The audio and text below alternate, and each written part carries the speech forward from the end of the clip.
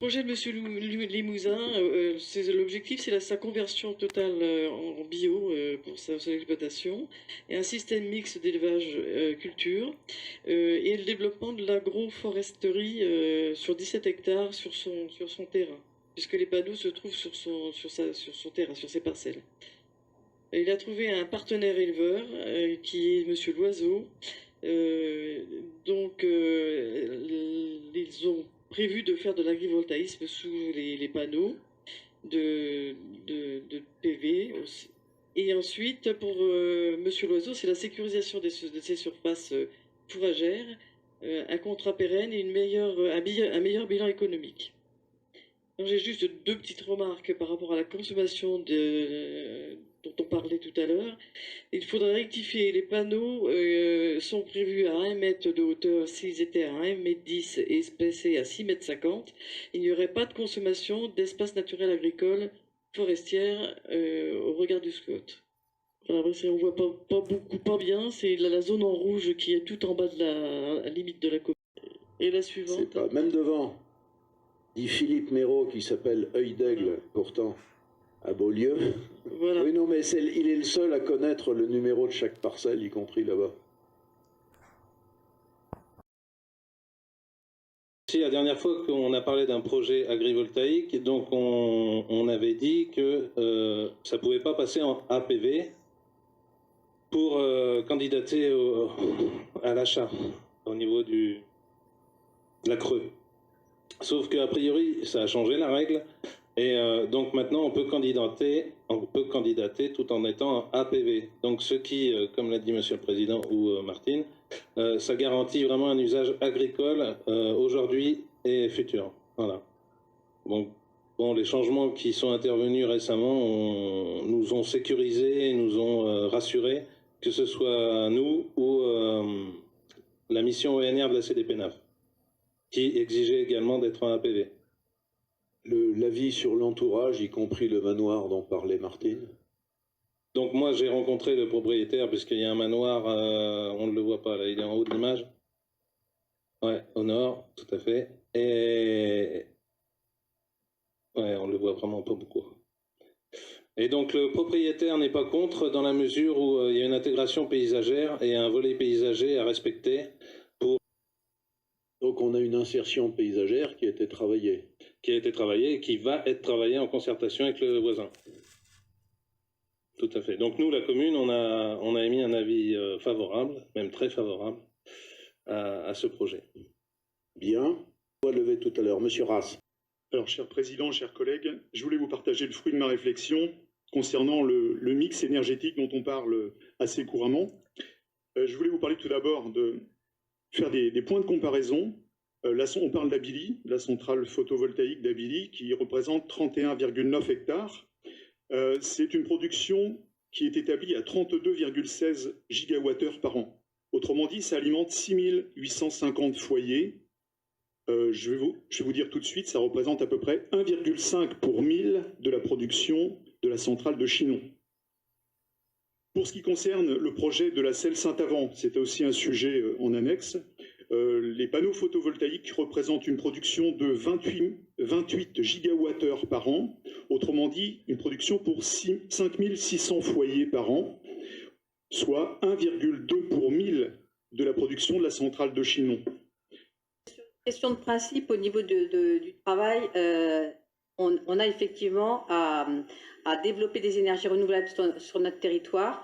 Moi, je m'attendais, enfin, je souhaiterais savoir quelle est la stratégie, et je m'étonne qu'il n'y ait pas un travail de la commission, ou en tout cas que ces projets ne soient pas présentés en commission énergie, parce que effectivement, sur quels critères, en tout cas, là, on est au début de la présentation d'un certain nombre de projets, il va y en avoir d'autres.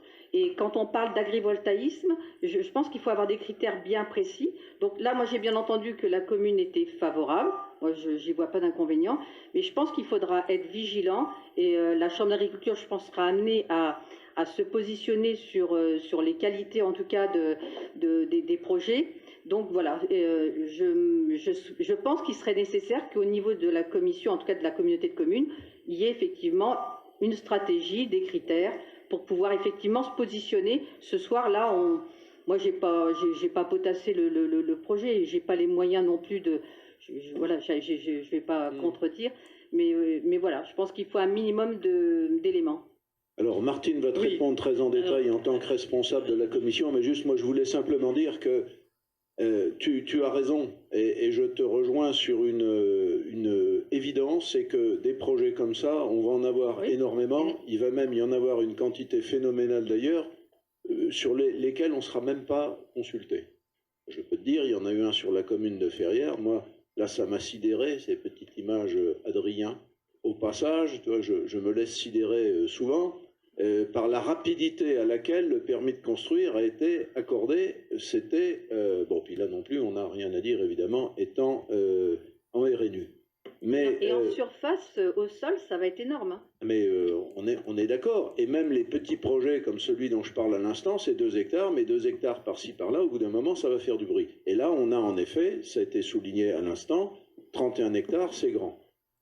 Après, nous, on s'est un peu laissé quand même surprendre par la promptitude à laquelle ça vient. 2 conseils communautaires, 2 dossiers. Je ne reviens pas sur la manière dont ça a été présenté la dernière fois, je m'en excuse encore d'ailleurs s'il faut que je le fasse, mais là, on a quand même un peu pris des précautions. Pour tout dire, Christophe est venu devant le bureau de la semaine dernière, où là, je suis désolé, pour nous, la carte était très visible, facile, voilà. Et puis quand on est 15 autour de la table à poser les questions, c'est plus simple, je suis désolé de le dire. Donc on a vraiment voulu regarder ça. D'ailleurs, il y a un moment, il faut de la logique. Si on a, entre autres griefs contre les éoliennes, celui de l'insertion paysagère, on doit être tout aussi intransigeant vis-à-vis de l'insertion paysagère d'autres choses, y compris des parcs photovoltaïques. Et à partir du moment où le maire a quand même un petit peu tendance à croire et à respecter, nous dit l'insertion, elle est bonne, c'est-à-dire que alors d'ici à dire que personne ne le verra, les ULM, les avions et quelques riverains peut-être, quelques personnes, mais elle a été travaillée. Ben, je dois vous dire que le bureau a trouvé que le projet était recevable et on a, entre nous, puisque ça ne pèse rien, mais considéré que ça mériterait bien un avis favorable. Voilà. Mais je parle juste du fonctionnement de notre communauté mais il faudra de communes. Pour moi, je veux bien la répondre. commission... Mais elle va te répondre. D'accord. Donc, les dossiers nous arrivent parfois, on n'a pas trop le temps ni de faire une commission.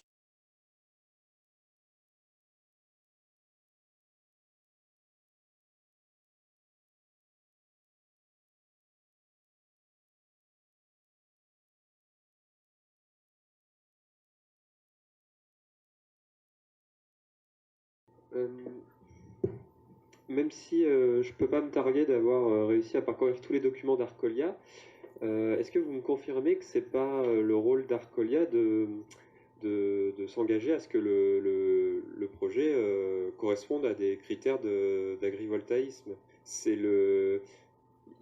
J'ai cru comprendre qu'il y avait ce fameux 1 mètre pour donner toute la liberté ensuite aux propriétaires de pouvoir mettre en place ce qui va être finalement reconnaissable comme un projet d'agrivoltaïsme.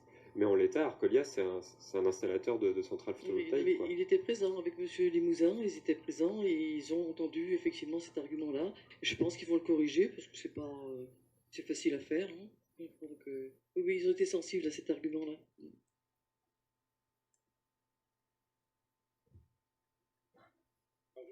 Adrien, mon micro-doigt, c'était pour parler de ça. Donc ce dossier-là, c'est lui qui a été à la base de la remise en question de la fameuse doctrine départementale qu'on avait, à savoir pas de panneaux sur les terrains agricoles. Donc il y avait une doctrine tripartite entre la Chambre d'agriculture, la DDT et puis, j'ai oublié la troisième, les collectivités peut-être, département. Ouais, donc ça, c'était une doctrine en disant non, pas de panneaux solaires sur les terres agricoles. Et ce dossier-là, donc on a été présenté il y a 1 an et demi, voire 2 ans, en mini-mission ENR au niveau de la DDT. Et c'est en partie ce dossier qui a fait déverrouiller cette doctrine, mais à savoir que c'est une priorité de priorité. J'ai eu le président de la Chambre d'agriculture au téléphone à la suite de ça. J'ai eu Monsieur Simon de la DDT également. Et c'est une priorité de démontrer que la rentabilité agricole sera préservée. Voilà. C'est pas mettre des panneaux pour mettre des panneaux, il faut vraiment qu'il y ait une activité agricole rémunératrice dessous. Des petits apartés, sans revenir sur le précédent dossier, enfin de l'autre fois, où la rentabilité agricole déclinait. Hein. Oui, mais ils vont retravailler la copie. C'était la rentabilité. Normalement, ils doivent la retravailler, D'accord. sinon la CDPNAV va bloquer. D'accord. Ouais. Il faut absolument qu'ils prouvent que la rentabilité économique est tout au moins préservée. Non, on parle du dossier qu'on a étudié lors du dernier conseil communautaire, Sophie.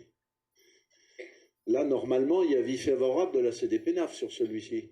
Sur celui-ci? Oui. Oui, mais elle n'a pas statué encore, c'est de la mission. Ah, donc il n'y a pas d'avis il y a favorable. un préavis, il y a un pré, j'ai un compte rendu, moi, un préavis favorable, sous condition de APV, de passer en zone APV, et vraiment de s'assurer qu'il y a une rentabilité économique. Et avec les panneaux à 1,10 m au lieu d'1 mètre. Voilà, ce dossier va passer à la CDNPS. La semaine... Vous me confirmez que donc s'il y a cet enjeu des 1,10 m, en fait, finalement, moi j'avais repris 1 mètre, mais bref, ça va être un peu notre rôle, si je comprends bien, dans la suite de ça, de prouver qu'on est dans... Ouais, enfin, qu'on est dans les clous que nous-mêmes on s'était fixés finalement. Alors moi je peux juste vous prouver une chose, si je puis dire, enfin sous réserve d'erreur, on ne sait pas vraiment prouver. La rédaction du SCOT sur ce chapitre-là, c'est de dire que oui, c'est possible, à condition que ça soit bien une activité agricole et que cette activité agricole ne soit pas remise en cause dans le temps. Et que ça soit un complément à l'activité agricole. Ceux qui veulent émettre, on va respecter le même ordre que tout à l'heure, un avis favorable sur ce projet photovoltaïque. Ceux-là lèvent le doigt. Ceux qui sont pour, c'est où on fait la différence. Alors la différence, oui, ça donne quoi? C'est bon, vous avez comparé tout ça. L'avis va être positif, parce qu'il y a plus de 6 personnes qui voteront pour. Voilà. Je vous remercie.